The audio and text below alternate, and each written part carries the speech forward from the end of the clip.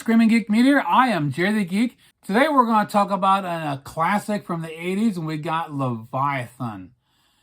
But before we get into that, if you like physical media, 4Ks, Blu-rays, even DVDs, I talk about those once in a while if they're not available in Blu-ray or 4K. Check out my other videos on my channel. Like, subscribe, turn your bell notifications on. And always feel free to comment below, let me know what you think. So let's get into the 4K of Leviathan. The movie came out in 1989, rated R. What's interesting, this came out the same year as The Abyss, another underwater movie. Of course, movie-wise, The Abyss is, far ahead of what this one is, but this is more geared toward the horror genre. I watched this, I haven't seen this since VHS. It has Peter Weller, Richard Crenna, Amanda Pays, Daniel Stern, Ernie Hudson. Got some pretty good names in the movie.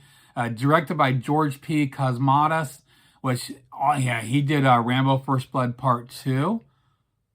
So again, I haven't seen this since VHS, so it's been a long time coming.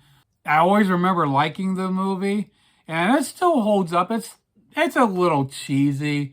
It's kind of a ripoff of The Thing and Alien, but just take all those kind of things and put underwater. If you like that kind of stuff, it is a good, enjoyable movie and still holds up today. Now, the 4K here comes from Kino Lorber. It just came out back in February of this year. And, the movie was filmed in 35mm, finished with HDR10 and Dolby Vision. And phenomenal presentation here.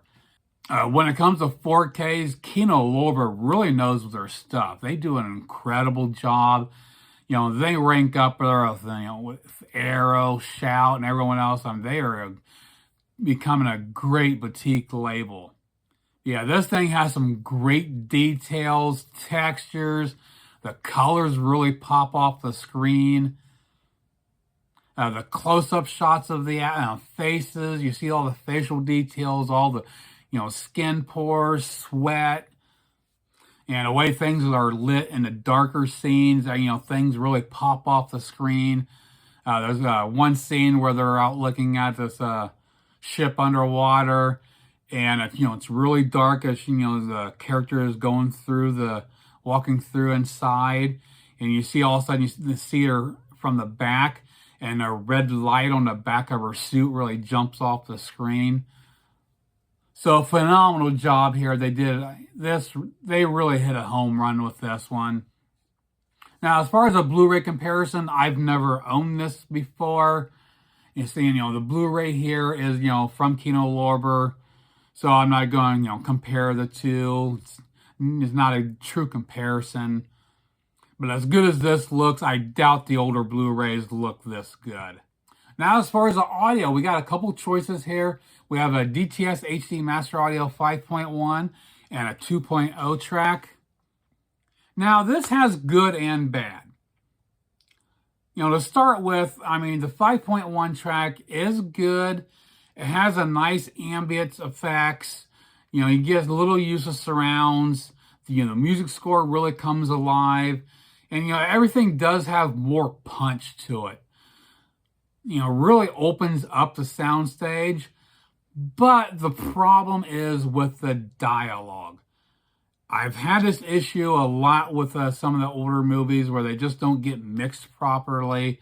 The dialogue is clear, but the problem is the surround mix, the dialogue does not come from center. It does, but it bleeds off to the rest of the speakers and just sounds so unnatural. I did not like listening to it.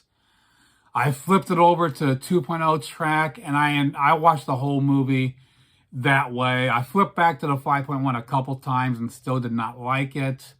So I listened to 2.0. It was much better as far as the dialogue goes. If you've got the surround. If you've got just a sound bar, I'm not sure how that would play. So yeah, just me being nitpicky, wanting perfection, and the dialogue was botched in my opinion. The score was done by Jerry Goldsmith, so incredible music score here. Again, with 5.1, it really comes alive, but it still sounds pretty damn good in 2.0. So again, I will not. I would recommend watching this in the 2.0, but try out the 5.1, see how it is on your system. Okay, for the packaging here, got the slip cover. It's got the old classic artwork on it. Get rid of that damn thing. Same artwork there on the back. Now this does have reversible art. I did look at that. Got the alternative artwork there. So it's pretty cool that Kino Lorber gives us a choice there, which one to use.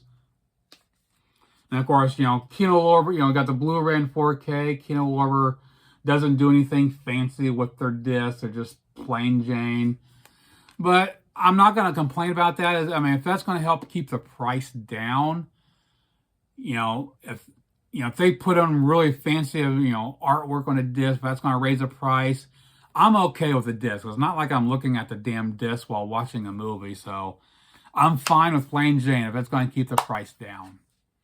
Now, as far as the bonus features here, we have an audio commentary by film historians Steve Mitchell and Nathaniel Thompson. Then also we have some featurettes. One of them is called Leviathan, Monster Melting Pot, Dissecting Cobb, Surviving Leviathan, and a theatrical trailer. The featurettes are kind of short, but there's some kind of interesting stuff there. But I'm not sure. I think everything is ported over from Blu-ray. I don't think there's anything new here. So to wrap it up, phenomenal outing here from Kino Lorber. Visually, this is impressive. I mean, they hit it out of the park. The audio, yeah, not so much. The botched dialogue track, in my opinion. I saw a review online on Blu-ray.com, and they talked about how great the dialogue was. And I'm like, what the fuck were they listening to? They weren't listening to the same damn thing I was, because it was botched. I mean, dialogue should be center only unless it is coming off screen. But if you've seen it in front of you, you should not hear the dialogue unless it's supposed to be echoing. So yeah, the dialogue is botched here, in my opinion. But I would recommend picking this up. The 4K right now is selling, both Amazon and Walmart is selling for $20.98. Not a bad deal. Anytime you can get a 4K for the near the $20 mark is okay. But it's been out long enough now. You look for those sales. I got mine through a Kino Lorber sale for like $17, $18. So I definitely recommend waiting for the next Kino sale and pick this up, because most generally when it comes to their sales, they have all their older titles up there for that $18 price.